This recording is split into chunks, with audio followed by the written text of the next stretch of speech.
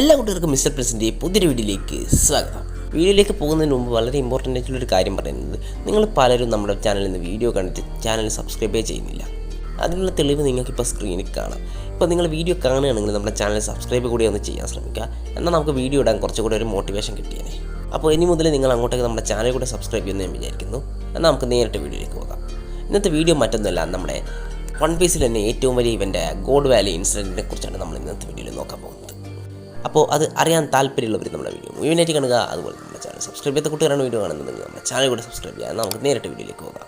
നിങ്ങളെല്ലാവരും one piece മുഴുവനായിട്ട് കണ്ടിട്ടുണ്ടെങ്കിൽ നമ്മുടെ ഗോഡ് വാലി ഇൻസിഡൻറ്റിനെ കുറിച്ച് എന്തായിട്ട് പറഞ്ഞിട്ടുണ്ടാകും. നമ്മുടെ വൺ പീസിലെ ഏറ്റവും സ്ട്രോങ്ങസ്റ്റ് പൈരറ്റ് ആയിട്ടുള്ള നമ്മുടെ റോക്സ് ഡിക്സബക്കു, അതുപോലെ തന്നെ പൈരറ്റ് കിങ് ആയിട്ടുള്ള റോജറു, അതുപോലെ തന്നെ മെറീൻ ഹീറോ ആയിട്ടുള്ള ഗാർപ്പു, ഇവരൊക്കെ തമ്മിലുള്ള ഫൈറ്റാണ് നമ്മുടെ ഗോഡ് വാലി ഇൻസിഡൻറ്റിൽ നടക്കുന്നത്. നമുക്കറിയാം, നമ്മുടെ റോക്സ് ഡിക്സബക്കിനെ ഡിഫീറ്റ് ചെയ്യാൻ വേണ്ടിയിട്ട് നമ്മുടെ പൈരറ്റ് കിങ്ങിനും അതുപോലെ തന്നെ നമ്മുടെ ഗാർപ്പിന് ഒന്നിച്ച് പ്രവർത്തിക്കേണ്ടി വന്നിട്ട് അത്രമാത്രം പവർഫുൾ ആയിരുന്നു നമ്മുടെ റോക്സ് ഡിക്സബക്ക് എന്ന് പറയുന്ന ഈ ക്യാരക്ടറുള്ള ക്രൂമേറ്റ്സിനൊക്കെ നിങ്ങൾക്ക് അറിയാം. നമ്മുടെ വൈറ്റ് ബീഡ്, ഷിക്കി, അതുപോലെ തന്നെ കായിഡോ, ബിഗ് മാം, ഇങ്ങനത്തെ പവർഫുൾ ആയിട്ടുള്ള ഒരുപാട് മെമ്പേഴ്സ് ഉണ്ടായിരുന്ന ഒരു ക്രൂ ആയിരുന്നു നമ്മുടെ റോക്സ് ഡിക്സബക്കിൻ്റേത്. പക്ഷേങ്കിൽ അൺഫോർച്ചുനേറ്റ്ലി നമ്മുടെ ഈ ബാറ്റിൽ നമ്മുടെ റോക്സ് ഡിക്സബക്ക് ഡിഫീറ്റ് ചെയ്യപ്പെട്ടു.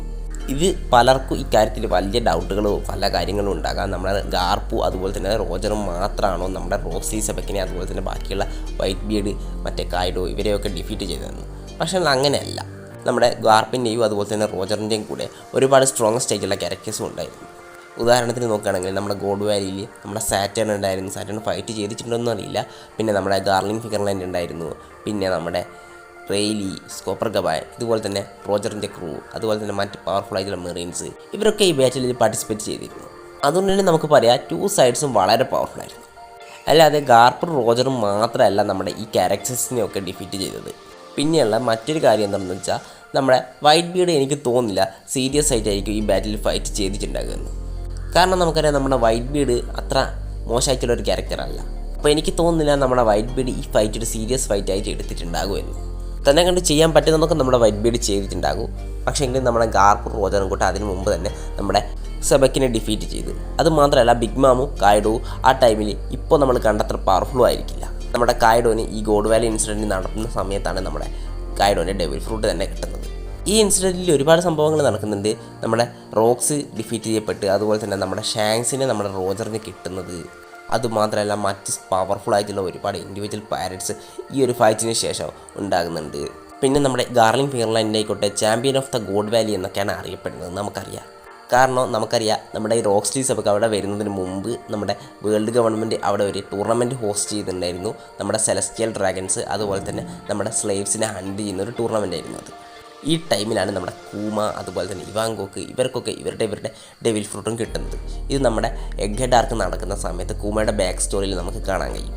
അതുകൊണ്ട് എന്തായാലും നമുക്ക് ഉറപ്പിക്കാം, നമ്മുടെ ഇനി അങ്ങോട്ട് ഇറങ്ങാൻ പോകുന്ന വൺ പീസ് ചാപ്റ്ററുകളുടെ ഇടയിൽ നമുക്ക് ഗോഡ് വാലി ഇൻസിഡൻറ്റിൽ എന്തായിരുന്നു നടന്നതെന്ന് മുഴുവനായിട്ട് കാണാൻ കഴിയും. അല്ലെങ്കിൽ നമ്മുടെ വൺ പീസ് അവസാനിച്ചതിന് ശേഷം നമ്മുടെ ഗോഡ് വാലി ഇൻസിഡൻറ്റിനായിട്ട് അവർക്ക് വേണമെങ്കിൽ ഒരു ഫിലിമോ അല്ലെങ്കിൽ ഒരു ചെറിയ സീരീസ് പോലെയോ ഇറക്കാനും പറ്റും. പക്ഷേ ചാൻസ് കൂടുതൽ നമ്മുടെ ഗോഡ് വാലി ഇൻസിഡൻറ്റ് നമ്മുടെ മെയിൻ വൺ പീസിൻ്റെ സ്റ്റോറിയുടെ തന്നെ ഒരു ഭാഗമായിട്ട് നമുക്ക് കാണാൻ കഴിയുമെന്നാണ് എനിക്ക് തോന്നുന്നത്, ഒരു ഫ്ലാഷ് ബാക്ക് സീന് പോലെ. പക്ഷേങ്കിൽ അത് എല്ലാം ഒരുമിച്ചായിരിക്കണം എന്നില്ല, ഓരോ പെർട്ടിക്കുലർ ടൈമിൽ നമുക്കത് കാണാൻ കഴിയും. അപ്പോൾ ഈ ഒരു ടൈം വരുമ്പോൾ നമുക്ക് ഗോഡ് വാലി ഇൻസിഡൻറ്റിനെ കുറിച്ച് മുഴുവനായിട്ട് മനസ്സിലാക്കാൻ പറ്റും. അപ്പോൾ അതുവരെ നമുക്ക് ഇപ്പോൾ എന്താണോ പറയുന്നത് അത് മാത്രമേ നമുക്ക് നമ്മുടെ ഗോഡ് വാലി ഇൻസിഡൻറ്റിനെ കുറിച്ച് പറയാനും പറ്റൂ. പിന്നെ ഒരുപാട് ഫാൻ ആനിമേഷൻസും അതൊക്കെ നമുക്ക് നമ്മുടെ ഓൺലൈനിൽ നോക്കുകയാണെങ്കിൽ നമുക്ക് കാണാൻ കഴിയും. അപ്പോൾ നമ്മുടെ ഗോഡ് വാലി ഇൻസിഡൻറ്റിനെ കുറിച്ച് നിങ്ങൾക്ക് അതിലും കൂടുതൽ എന്തെങ്കിലും അറിയണമെങ്കിൽ നമ്മുടെ ഓർഡർ തന്നെ വിചാരിക്കണം. അതിനുവേണ്ടി നമ്മൾ കാത്തിരുന്നേ പറ്റും. അപ്പോൾ ഇത്രയും പറഞ്ഞുകൊണ്ട് ഞാൻ ഇന്നത്തെ എൻ്റെ വീഡിയോ അവസാനിപ്പിക്കുകയാണെങ്കിൽ നിങ്ങൾക്ക് വീഡിയോ ഇഷ്ടപ്പെട്ടിട്ടുണ്ടാകുമെന്ന് വിചാരിക്കുന്നു.